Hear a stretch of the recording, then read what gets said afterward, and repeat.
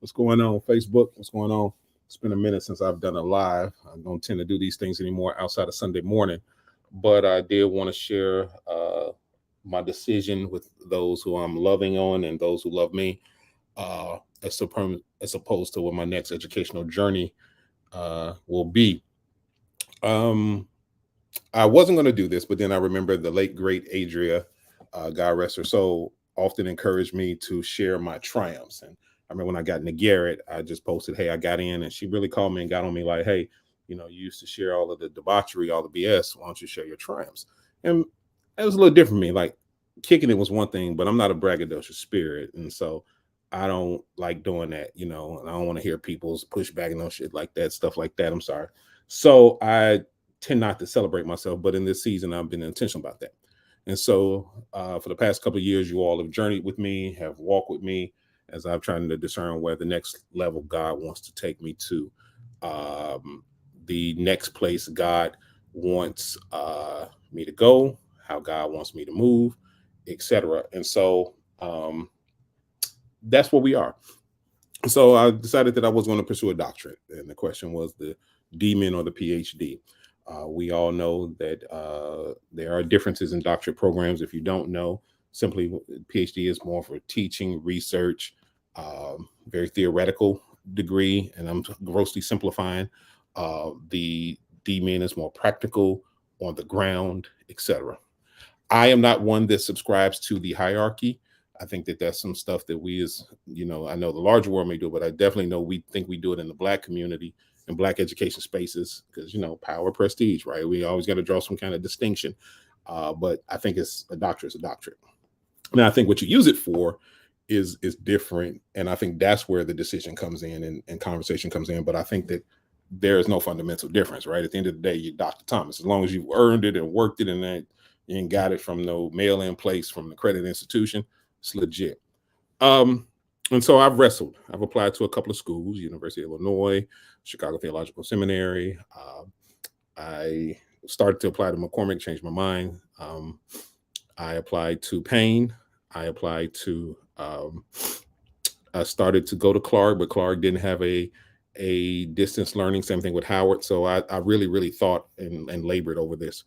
And so it came down to some honest conversations with some mentors uh, about the topic I wanted to research, about where I want to go. And I'm not necessarily going to drop per se the research in full detail. I'll tell you what I want to look at in a moment. And how do I want to spend the next 3 to 4 years? How do I want to spend the next 3 to 6 years of my life? And that was the first conversation. And I realized that, yeah, this was a heavy decision. And so I got answers back. I heard from most of the schools, but I don't want to prolong this any longer. And so, after careful reflection, after careful prayer, after discussing it over with my friends and family and loved one, I have decided that I will accept the offer to attend Payne Seminary to pursue my doctorate of ministry. Uh, and that's where I'm going to go. Why the DMin over the PhD? I know some folks are like, wait, we thought a couple of things happened. The first main thing I won't get into because I haven't talked to that party, but I realized that as I approach my 50th birthday in the next 3 years, as I realized that as I approach that milestone, I just did not want to spend 6 years working on a doctorate. And that's how long my top PhD school, University of Illinois, was calling for. Um, I did not want to do that, right? As I improve my health, as my children are getting older, I just didn't want to be sitting in there doing that in kind of intense research. The second thing was I realized that as much as I honor theory and intellectual acumen, as much as I honor the work that comes from getting a PhD, I'm not certain that I want to spend my days writing books or that level of kind of work. My time as working as an executive director on the ground has shown me that I have a heart and a passion for the practical, for the putting it together kind of piece. And so I'm not necessarily looking to be a professor for the rest of my days. I do like the aspect of institute building and that kind of training. And so that's what I want to focus on. I looked at, could the schools like guide me through what I wanted to research on. And so that's why I didn't choose Garrett. I want to look at radical blackness and the construction of preachers. And if you've heard me talk over the past 6 months, radical blackness is something that comes from Dr. Sharice Burton Stelly. And you got to Google her and see what she's talking about. But I want to look at how do we construct blackness and how does that also impact our ministry? Because I've often found in these conversations about the church and the community, we separate the two. And so if you've seen me say there are no radical preachers because there are no radical black folks, right? There's a shrinkage of radical blackness. So it's reflective in our institutions. More importantly, all of us who come through the seminary, especially in the AME Church, we've had these educations. We know who Katie Cannon is. We know who James Cone is. We know who all of the theologians are. Bonhoeffer. We know all of that, right? We got degrees and got it on our shelves. But somewhere between the classroom and the actual practical application, it gets lost.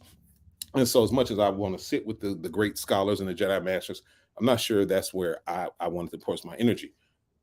How do we train them? Once you get all this knowledge and wisdom and you've had these life-changing experiences, what are we doing with that training? And so that's what I want to focus on. While at Payne, I will be joining the cohort with Dr. Blunt and Dr. Perkins as they look at the Free African Society and training pastors to have community impact. Now, this doesn't mean I won't pursue the PhD. What I'm saying is in this season of my life, that is not where I believe God has me to be. In this season of my life, that is not where I want to be. And so I'm going to go in another direction.